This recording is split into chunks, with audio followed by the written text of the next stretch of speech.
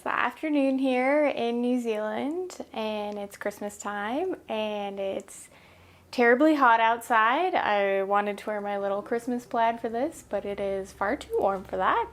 But I have my Christmas bow, which I made a couple of years ago.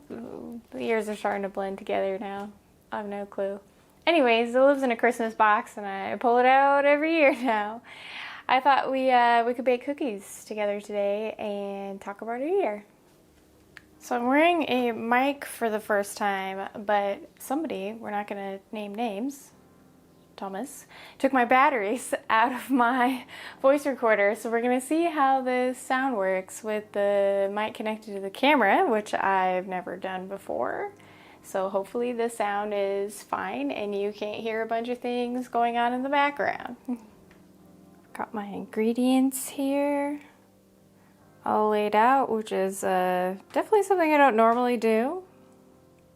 One of the things about baking is I sometimes wear a little apron and other times I just am constantly wiping flour on my pants. In this case I'm wearing a skirt, so I thought I would use my little New Zealand apron, which has a cute little sheep on it, which I got from a op shop a number of years ago.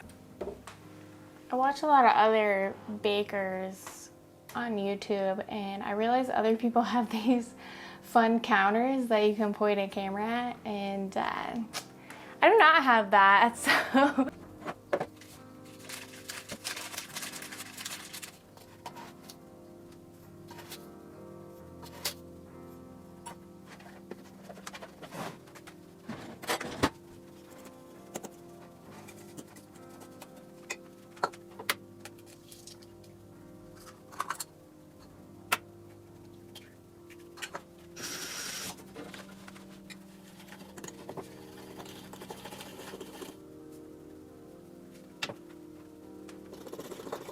one of my problems with baking in general is that I don't read all of the instructions beforehand.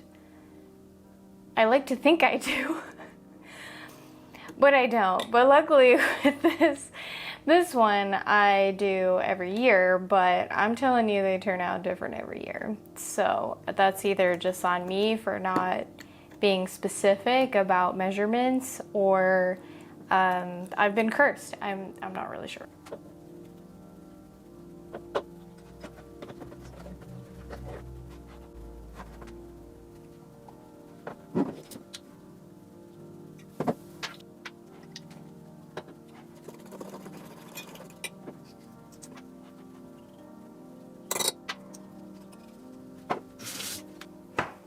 So with this recipe, you're generally supposed to put the flavoring in the frosting, and I don't really like frosting. I know, controversial opinion. It probably has something to do with that I'm allergic to corn, and there is a lot of corn syrup in frosting. So I did not like it really as a child. I have the nostalgia of frosting with these cookies, but I generally do not make it. I think baking is it can be a stress relief. It has turned into that in the last year. It's kind of the only time that I feel like I can think about things. I feel like because of my personality, I will wait to think about something that I need to consider or make a choice about. Because I don't want to deal with the emotions that come with trying to make decisions like that. And a lot of this year has felt like just a lot of dead ends. Being rejected in different ways that I didn't expect. A lot of things that seem like opportunity, nothing ever became of it, or having interactions with people and you think, oh, okay, we'll hang out again, and it just never happens. And that's just life, I guess. I put myself out there in a lot of different ways this year that I felt like what I got back was rejection. But I think it's really good to put yourself out there.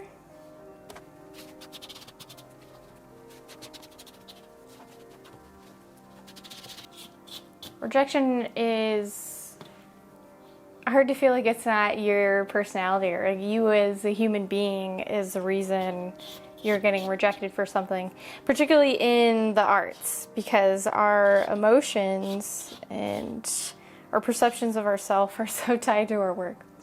And as much as people try to tell you, like, you have to separate yourself, I don't think that's fully possible for a creative. Like, our art is good because we are infused in the experience that we're able to share.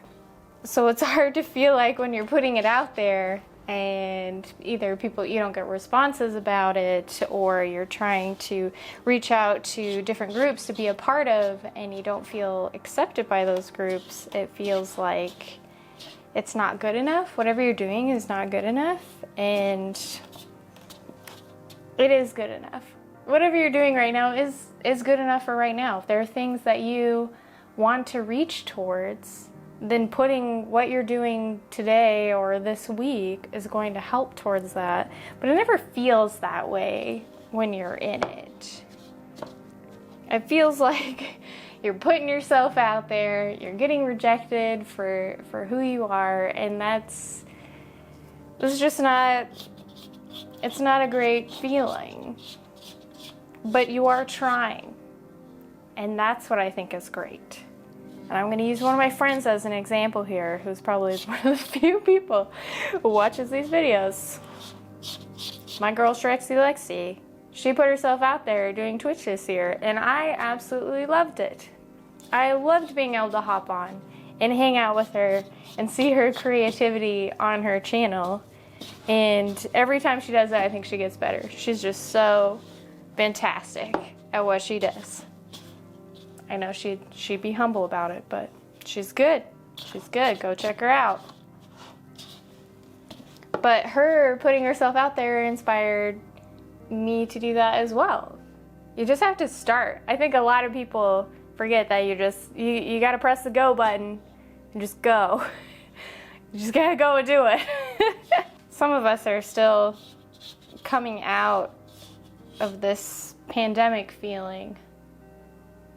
I'm still coming out of it. There are days I do not want to leave this house. And pre-pandemic, I was not like that. I always wanted to go out and do things. But when things shut down, it's like, okay, I have to stay put.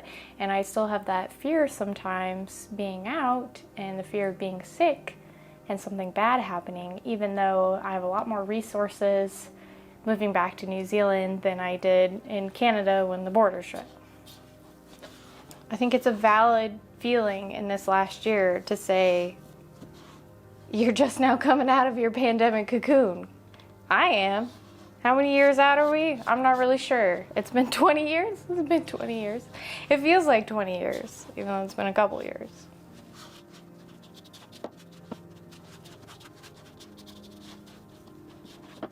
It feels like these dreams are never going to happen.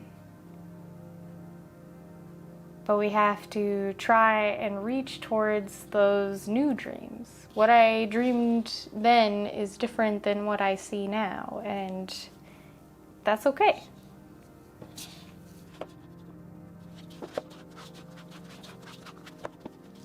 Some of the hard things that happened this year, one of them being I got laid off from this job I loved, and that's financially very stressful, as well as it was creatively draining to lose something and I felt like I was contributing towards and an active participant in that role, and to be let go, it's hard. And I know it's hard for my friends that are in jobs that they don't want to be in. We all got circumstances we're trying to deal with and survive. We've got this fun little dough ball. We're going to split it up, flatten it, and create shapes. We'll see if the shapes turn out. I'm telling you, for the last couple years, the shapes just vetoed. The dough said, I don't feel like pandering to your creativity.